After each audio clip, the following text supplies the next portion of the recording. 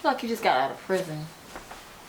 Do I with this jacket on? The jacket and the skull cap, no, but it's cute. Oh, should I keep the jacket off or keep it on? Keep it on you. That's your Don't listen to her. Name it like the best ball. She gets on my damn nerves. And We cute. Should I do my hair this way? They were feeling that hair. she really is. Hey, what's up, everybody, and welcome to the Random Fandom Show. I'm Norris, and I don't know who this is. I'm Naima. Oh, this is Naima. Hi, Norris. Oh, so you're still Naima? Yes, I don't change my name when I change my hair. Oh, I know that's right. I'm still the same fabulous Naima. That's what's up. Hey, so we're going to be talking about... Did you say welcome to the Random Fandom Show? I did. You were tussling with your hair and admiring yourself when I was doing that. So you didn't, I love me. You didn't hear that. Yeah, you should love you. I know. Yeah, I love you. Especially with new hair. It's just like, it's a new me. Girls in their New hair. day, a new dawn, a new night on me. So let me ask you a question. What? Are you religious? I'm spiritual, I'm not religious. You're spiritual, not religious. I'm spiritual. I love all religions in a way. Well, not all religions, but the religions that I'm privy to, that I know, or that I'm aware of. I think I can grab little things from each one. Absolutely. You know? Absolutely. Does that make you spiritual when you are able to kind of like grab different things, elements from different religions, but you don't take in the whole doctrine from one religion? Is that what spirituality is? What is spirituality to you? To me, well, I think spirituality is something that resides within all of us. I don't think we need to be in a sanctuary. We don't need to be in front of a man who has just as much temptation as we do. Or a woman. Or a woman. I think that it is based on having God within. I think, and that's where a lot of people get lost, in my opinion, is going to these churches that all they want to do is pass around the offering plate. I know it's a machine and it takes money to run the machine. Yeah.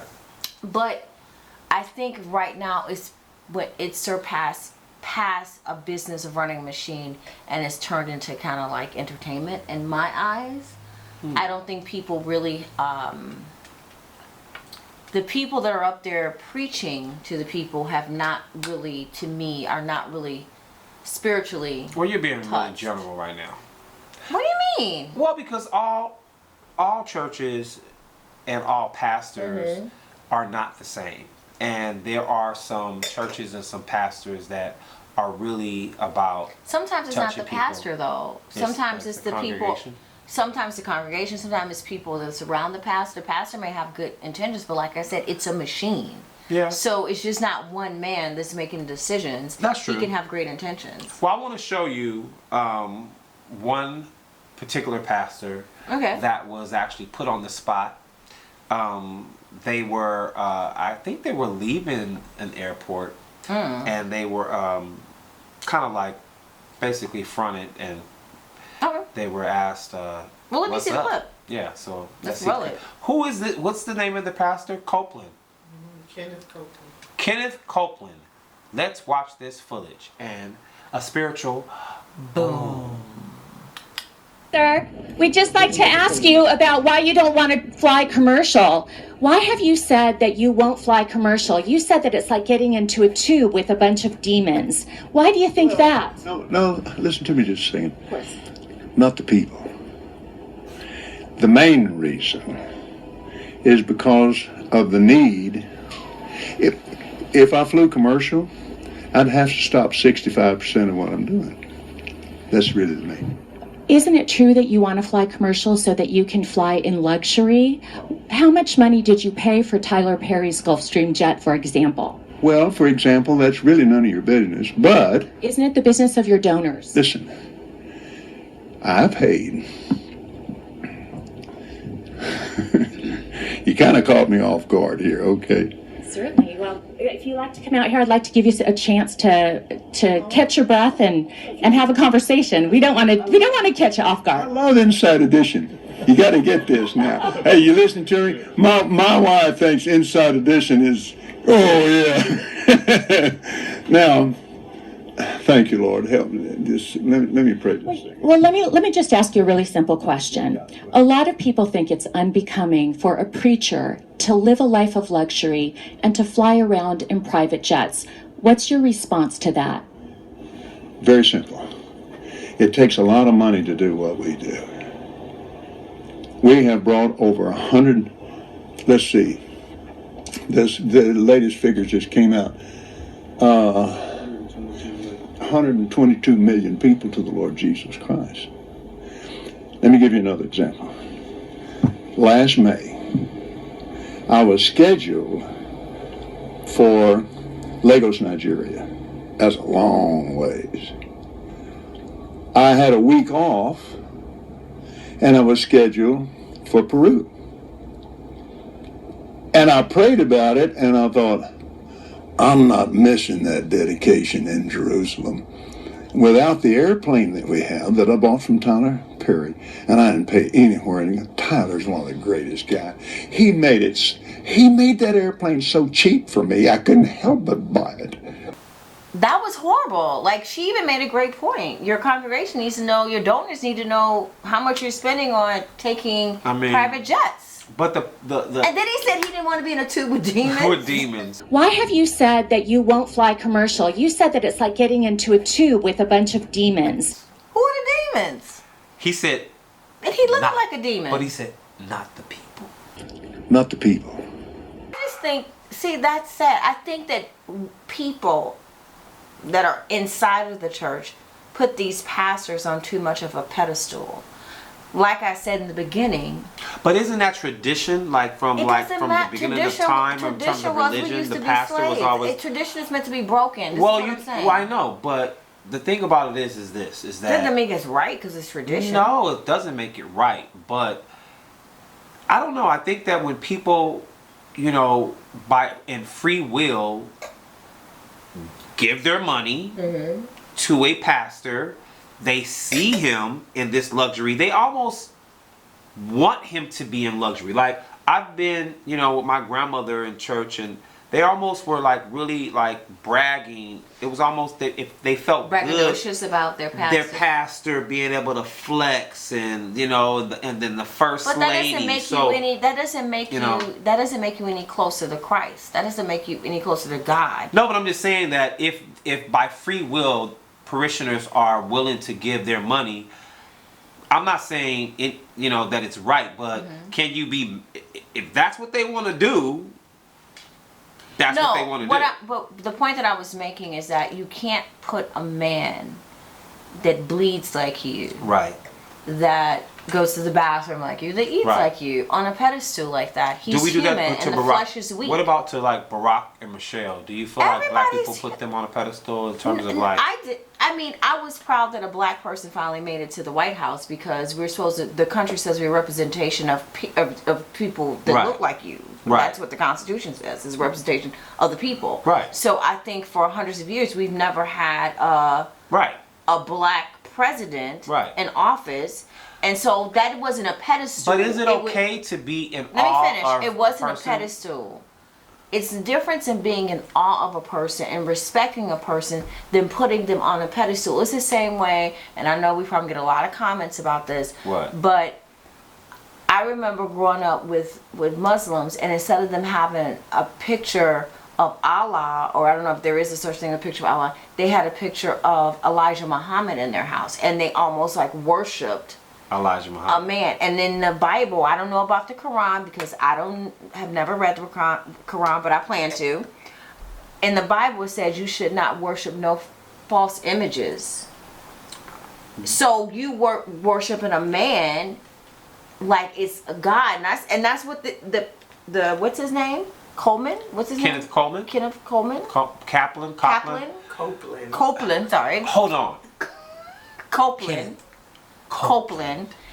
if Kenneth Copeland, they obviously are putting this man on a pedestal in the same way the Catholic religion did with Well, he's priests. putting himself on a pedestal, but It's a man. I understand that. It's still a human being. And listen, it's terrible. I feel like it's awful, and I feel like it happens in black churches, it happens in white churches, it's called prosperity preachers, and they've pretty much taken over. Well, religion was built upon. I mean, the Catholic religion. But it was never really. It wasn't really totally. Crystal, would you admit that prosperity preachers are really like in the forefront now, more than they've ever been? Like, and when you go to church, it's like, oh, you're gonna get that money. Oh, you're gonna get this. It wasn't about that when we were younger. It was more about salvation and building your life around Christ and building your community and all of that. But now it's about, if you pray hard enough, you're going to get the life you want, the car you want, the bank account you want. But religion, what I'm saying... And so the preacher wants to be representative of what it is that you want. So when you look at him, you're like, oh yeah, my preacher has that Benz, or my preacher he has a private jet. Well, I don't think that way. But what I'm saying is the Catholic religion was built upon wealth. They stole a lot of jewels and were given a lot of wealth. Of course. So what I'm saying is things are just repeating full circle. It was never about salvation in the Catholic religion. It was about control. Yeah. So Catholicism will teach you that, because I know because I went to Catholic school. But you will see that. You went to Catholic school. I did.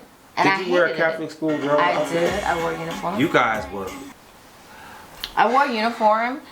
But they I always were like, ooh, you already know, like. But I always challenged the nuns, and I always asked questions, and I always wanted to know. So I wanted to know too much. I did too. But people had trusted priests with their kids, and they were molesting boys. So what I'm saying to you is that anybody who is in religion is still a human being, and no man is without sin. Of course. No man. Of course. So it doesn't matter if you're a preacher, their sin, for that example, that right. guy, his sin was what is it? What's the 10 deadly sin? I wouldn't say gluttony. What is it? Thievery, because that's like stealing. So well, that's one of the 10 deadly sins. Are you stealing when someone is willing to give it to you? Is that stealing? Well, I think that your intentions, of course, if your intentions are not... If you give me $500 and I go and I spend it at the Nike store and get me some new Jordans, or no, the new Yeezys. What do you need? The new Yeezys. But what am I giving you? But what am I giving you $500 for? Because you wait a minute now. And I'm gonna do it. I'm gonna make it to where you can have all the weave in the hair that you want.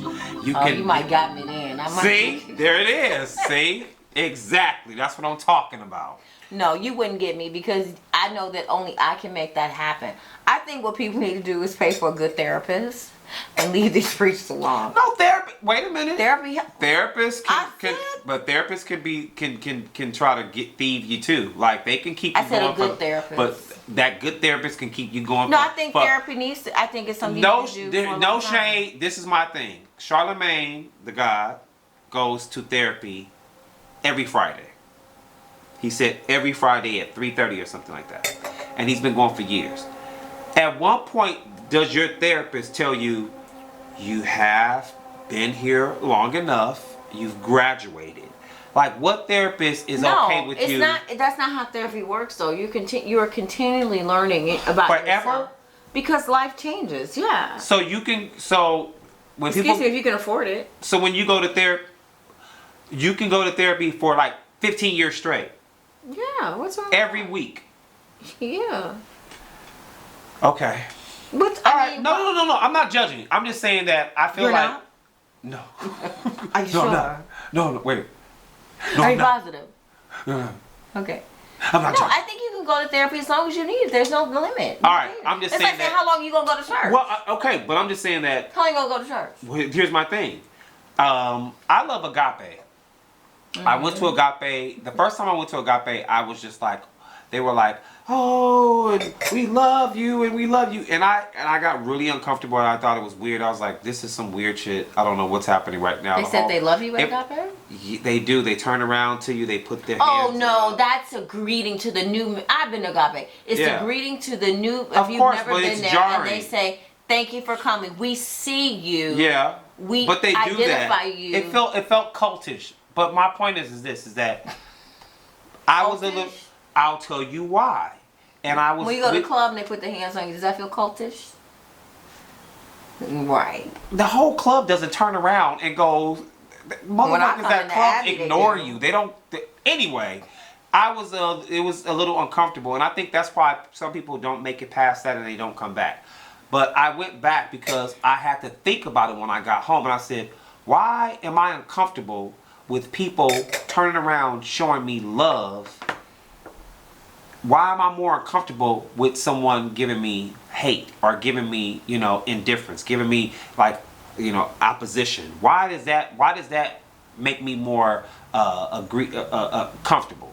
Why am I uncomfortable with love and with acceptance? So what was your answer? I went back to Agape and I started to go and I started to attend and I started to really, really get into it, and I started to understand that, hey, this is a love zone, and love is uncomfortable when you're not comfortable in it. And so I had to get comfortable in the fact that, you know what, we're just going to love on you. And we're going to be cool. And you can come as you are. You can sit where you want to sit. You don't have to give money. There's no VIP section. No, you can give money. You don't have to give money. You don't. There's no, this Pressure. person. There's no type of pressure. It is a beautiful The service. It's sermon more about was repetitive, though. But do you feel it was more about spirituality than religious? Yes, but Being somebody religious? said they don't talk about Jesus, but when I was there, they talked about Jesus. They talked about every religion. They talk about Gandhi. They talk about all of these political Yeah, they talk about influencers. Jesus. They talk about everything. Yeah, and so, but I didn't Because go. Agape is a non-denominational church. Am I correct? Yeah, it's more of a spiritual church. It's Yeah, it's very spiritual. non-denominational. Yeah, it's That's the name. non-denominational, but I don't think it has a denomination at all. That's what non-denominational. Anyway, I'm just saying. I was making sure. Damn it it, was man. safe, babe. yeah, it is not your red hat non-denominational. too tight? No, but it's not a church in that sense. It's more spiritual because Yes, and they have. What I like about Agape, they have classes that are Yeah. free. That if you want to go to, like they have churches have classes too. Regular churches have. But they have no. They don't have classes like this. They have classes to teach you what you should pray about in a full moon. When you Like, grew up they're in church, very- did they have classes, Crystal? Not like that. Growing up in church, Yeah, that they had classes, They have Bible study. they have Bible That but was didn't it. they have classes? Sunday No. school, Bible study. But now they have classes.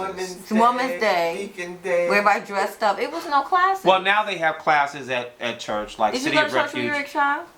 I was raised in church. I went 3 days They a had week. classes. What?